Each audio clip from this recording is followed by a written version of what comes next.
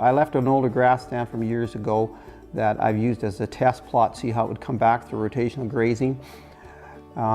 It has come back it's come back quite a bit better than what it was before, but it has not been the same productivity as my high-legume stands. Those pastures of ours have been grazed in a rotational either 2 or 3 times a year right from the get-go, and that combined with the legume in there to provide the nitrogen has been a pretty sustainable, low-cost, profitable scenario for us. It's productivity, so cow days per acre or pounds of beef per acre.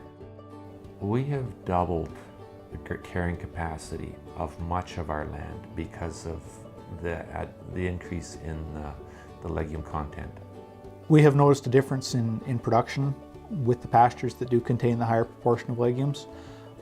We had an incident several years ago, and because of timing we had to change what we've been doing traditionally with a group of replacement heifers on a pasture that we rented.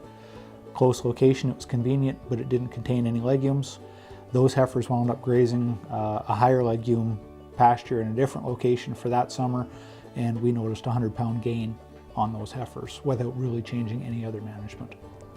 Sainfoin is probably one of the best forage legumes we have because it has very high quality to start with, and it also has something that queen of forages alfalfa does not have, that is condensed tannins.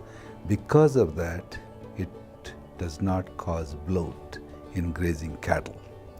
Well, just the potential of having a plant to replace some of the other equipment and tools that we use on a regular basis for grazing our high legume pastures. If you can use a plant to substitute other products, that's well, like Alpha Sure, that definitely cuts down on expenditures, costs, and I'm sure it's management as well. From a nutritional standpoint, the Sainfoin is able to reduce bloat or prevent bloat, and the reason why is because it has higher tannins which reduce digestion in the rumen. The new variety, ASC Mountain View, was selected for growing with alfalfa first of all, and then for multiple cuts. It is allowing us to graze it 2 to 3 times over the growing season, which the older varieties did not allow us to do. We want to make sure we're pushing upwards at 40–50% our stand in legumes. Pretty close to 50% alfalfa in the majority of our seeded pastures. If I had it to do again, I would put a mixture of legumes in there, but 50% is fine. It sure provides productivity. About 80% if you want longevity in your forage stands. So if you start off with a little bit higher population, I think it's going to add to your longevity of your stands. My entire life, my dad's always mixed different types of grasses together, and he's always put birch trefoil or Sicer milk vetch. And so if I was seeding Sainfoin, I would certainly mix in milk vetch, birch trefoil. I'm pretty sure birch trefoil does better in like lower land that's wetter. So you'd be able to complement each other, and not every area of your field one is gonna take better than the other, and more variety is always better in my mind. But we're adding Sicer milk vetch and Sainfoin and other grasses as we here and there retrofit pastures or have an opportunity to put something else in, trying to create more biodiversity. When I look for a mix for my application, since we're basically a pasture-based system, I want to get different rooted grasses in there and different rooted legumes.